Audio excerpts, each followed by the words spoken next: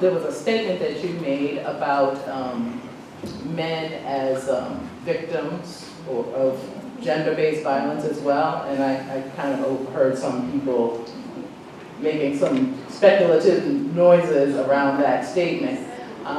But I've been doing masculinities research in the region, and I wanted to add to what you said to maybe help people kind of understand what maybe we may have been going with that based on what I've heard other men in the region say.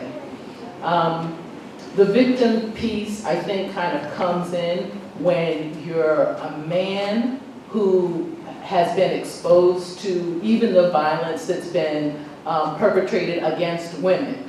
But you don't, because of your socialization, you don't even necessarily have a means of processing that trauma that you've lived with. So that's part of where the victimization comes in. That's not even looking at the violence that is perpetrated on boys that they are not necessarily allowed to speak to.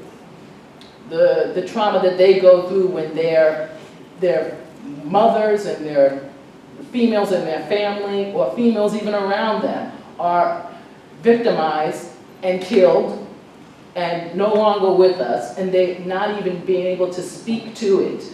And actually not, for some men, not having I don't know what you call it, the support to figure out how to express that trauma in another way than anger and violence, because that's where we're socialized. So it's, in a sense, you're kind of like trapped by your own socialization. So in that sense, it can be seen as victimization, and to not allow the dialogue amongst men to happen, to allow them to process it.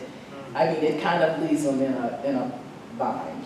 But I guess that's the best way I can articulate. So when you say victim, I hear it because I've heard enough of people expressing how disappointed, older men, expressing their concern for younger men that haven't necessarily, who experienced that trauma and haven't necessarily figured out how to process it for themselves. Yeah. So yeah. And the lack of support.